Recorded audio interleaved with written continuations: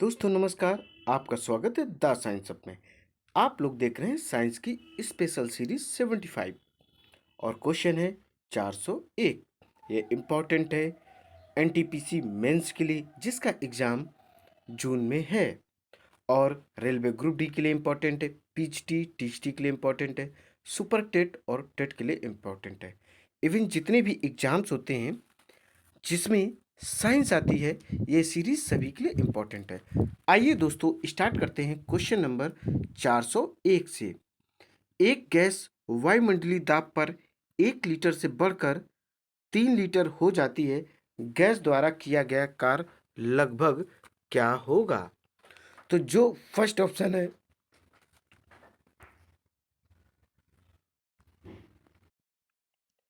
तो ऑप्शन आप देख पा रहे होंगे। फर्स्ट नंबर क्या है? 2 × 10⁵ जूल। बी है 2 जूल।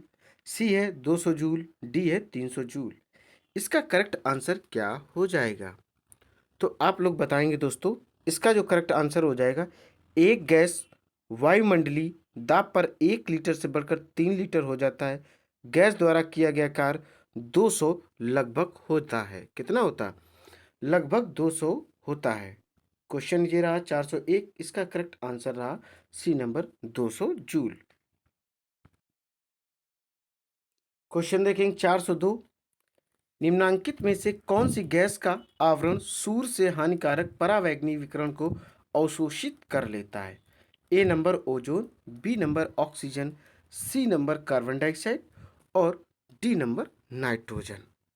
किसको कर लेता है? तो इसका जो करेक्ट आंसर हो जाएगा, जो ओजोन गैस का आवरण सूर्य से हानिकारक परावैंगनिक विकिरण को अवशोषित कर लेता है। कौन सी? Ozone gas. ओजोन का जो फार्मूला होता है वो O3 होता है। ओजोन की परत समताप मंडल में पाई जाती है। समताप मंडल को इंग्लिश में स्ट्रेटोस्फीयर कहते हैं। समताप मंडल में ही विभिन्न प्रकार के जो जहाज होते हैं, एरोप्लेन होते हैं, वो उसी में उड़ते हैं, क्योंकि उस स्तर में, उस मंडल में मौसम का कोई भी प्रभाव नहीं पड़ता है। तो 402 का जो करेक्ट आंसर है वह हो जाएगा ए नंबर ओजोन। क्वेश्चन देखिए 403। लाफिंग गैस कौन सी है? लाफिंग गैस का इसमें में से कौन सा फार्मूला हो जाएगा? ऑप्शन ए देख रहे हैं NO, बी देख रहे हैं CO, और सी देख रहे हैं N2O, और डी देख रहे हैं SO2। तो N2O को लाफिंग गैस कहा जाता है, अर्थात ऑप्शन जो सी है वह करेक्ट है। अब इसका उपयोग करें तो इसका उपयोग निश्चेतक रूप से होता है। किसके रूप में? निश्चेतक के रूप में इसका उपयोग होता है। तो इसका जो करेक्ट आंसर है दोस्तों वह हो जाएगा सी नंबर। N2O को ही लाफिंग गैस कहा जाता है। अब देखें क्वेश्चन 404। 90 किलोग्राम पानी से प्राप्त की जा सकने वाली ऑक्सीजन की मात्रा क्या है? Option A 30 kilogram, option B 90 kilogram, C 45 kilogram और डी 80 किलोग्राम। आंसर क्या हो जाएगा दोस्तों? देखिए, 90 किलोग्राम पानी से प्राप्त की जा सकने वाली ऑक्सीजन जो है उसकी मात्रा 80 किलोग्राम होगी। अगर 90 किलो पानी है तो उससे ऑक्सीजन जो है वह 80 किलोग्राम प्राप्त की जा सकती है, और इसका करेक्ट आंसर हो जाएगा डी नंबर। ऑक्सीजन का पर्पस क्या होता है? देखिए, ऑक्सीजन का फर्स्ट ऑफ ऑल फार्मूला समझे। O2 होता है और यह जीवनदायिनी गैस कहलाती है। ये जो वातावरण में प्रेजेंट है 21% प्रेजेंट है, अर्थात 21% यह प्रेजेंट होती है वातावरण में। वैसे अगर इसकी एग्जैक्ट वैल्यू अगर आप जानना चाहें तो 20.98%, 20.98% प्रेजेंट होती है ये एटमॉस्फेयर में, और अप्रॉक्सीमेटली में इसको 21% बोला जाता है ऑक्सीजन को। ऑक्सीजन का फार्मूला क्या? O2। ये लाइफ लिविंग गैस होती है। क्वेश्चन देखिए 405। निम्नलिखित में से कौन सी गैस एक रेखीय अणु नहीं है? रेखीय अणु नहीं है। Option A CO2, option B N2O, C SO2, D C2H2। तो इसका जो करेक्ट आंसर हो जाएगा वह हो जाएगा SO2 एक रेखीय अणु नहीं। बाकी तीन ऑप्शन आपके CO2, N2O और C2H2 ये सभी के सभी रेखीय अणु है, बट जो SO2 है, ऑप्शन थर्ड है, वह रेखीय अणु नहीं है।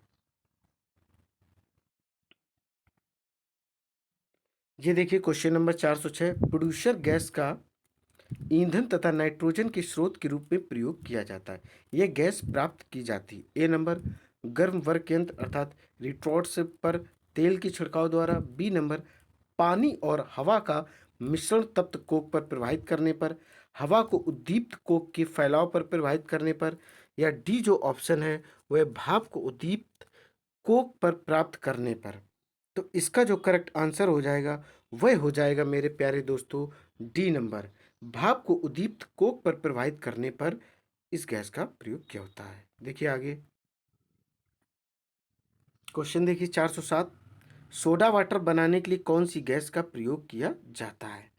करेक्ट आंसर है एनओ। नहीं, करेक्ट आंसर नहीं, ऑप्शन देखिए A B C D 4 option है। ऑप्शन फर्स्ट देखिए क्या है, NO, B CO, C CO2, D SO2। तो इसका करेक्ट आंसर हो जाएगा सोडा वाटर बनाने के लिए हम लोग CO2 गैस का प्रयोग करते हैं। CO2 का मतलब है कार्बन डाइऑक्साइड गैस का उपयोग किया जाता है। ये रहा इसका करेक्ट आंसर। देखिए क्वेश्चन नंबर 408, हाइड्रोजन गैस समानता तैयार की जाती है। जो हाइड्रोजन गैस होती है वह कैसे बनाई जाती है? फर्स्ट ऑप्शन देखिए लाल गर्म कोक पर भाप की क्रिया द्वारा। और बी देखिए तनुकृत H2SO4 के साथ दानेदार जस्ते की अपक्रिया द्वारा। सी नंबर सांद्रित H2SO4 के साथ जस्ते की अपक्रिया द्वारा। डी नंबर तनुकृत H2SO4 के साथ शुद्ध जस्ते की अपक्रिया द्वारा। तो इसका करेक्ट आंसर आप लोगों को दोस्तों बताना है। चलिए आपको 30 सेकंड का टाइम देते हैं, सोचिए और बताइए। मैं आपको चलिए बताता हूँ ऑप्शन। ऑप्शन हो जाएगा इसका डी करेक्ट। तनु H2SO4 के साथ शुद्ध जस्ते की अपक्रिया करके हाइड्रोजन गैस तैयार की जाती है। जैसे Zn plus H2SO4 tense to, तो बनेगा क्या, ZnSO4 प्लस H2 बनकर तैयार हो जाएगा। तो इसका जो करेक्ट आंसर है वह हो जाएगा डी नंबर। देखिए 409 नंबर क्वेश्चन, द्रवित पेट्रोलियम गैस के प्रमुख संगठक क्या हैं? A number methane, ethane, hexane. B ethane, hexane, butane. और सी ब्यूटेन और आइसोब्यूटेन। और डी है मीथेन, हेक्सेन। ये 4 ऑप्शन दिए गए हैं। तो इसका जो करेक्ट आंसर हो जाएगा वह सी नंबर हो जाएगा, ब्यूटेन और आइसोब्यूटेन। क्या होता है, ये दोनों ही द्रवित पेट्रोलियम के प्रमुख घटक हैं। कौन कौन, ब्यूटेन और आइसो ब्यूटेन, यही इसके घटक हैं। आगे देखिए दोस्तों क्वेश्चन है 410, तापमान को कितना कम कर देने से सभी गैस शून्य आयतन हो जाते हैं? Option A 273 Celsius, B 27.3 Celsius, C -273 Celsius, D 0 Celsius. तो करेक्ट आंसर हो जाएगा सी नंबर, -273 सेल्सियस करने पर तापमान क्या हो जाते हैं, सभी गैसों पर शून्य आयतन प्रदर्शित करते हैं। 410 का जो करेक्ट आंसर है वह सी नंबर हो जाएगा। क्वेश्चन नंबर देखेंगे 411, 27 सेल्सियस और 760 मिलीमीटर दाब पर एक गैस का आयतन 200 घन सेंटीमीटर है। -3 सेल्सियस और 760 मिलीमीटर दाब पर इस गैस का आयतन क्या होगा?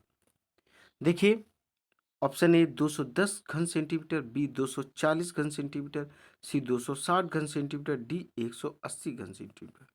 तो इसका करेक्ट आंसर क्या हो जाएगा, आप लोग बताएंगे मुझे? इसका मेरे प्यारे दोस्तों जो करेक्ट आंसर हो जाएगा वह हो जाएगा डी नंबर 180 घन सेंटीमीटर।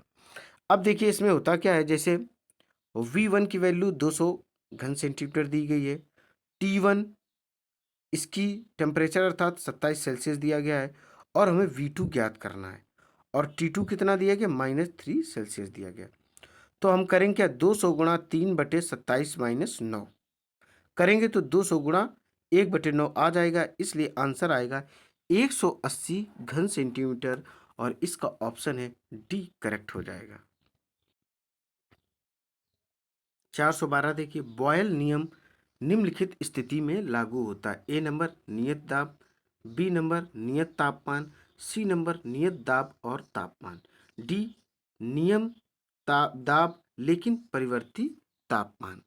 इसका करेक्ट आंसर क्या हो जाएगा, आप लोग बताइए। देखिए इसका बता दें, बॉयल के नियम नियत तापमान की स्थिति में लागू होता है।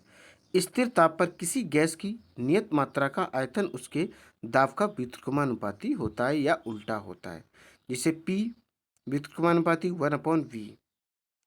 तो इसका जो करेक्ट आंसर हो जाएगा बी नंबर हो जाएगा, नियत तापमान।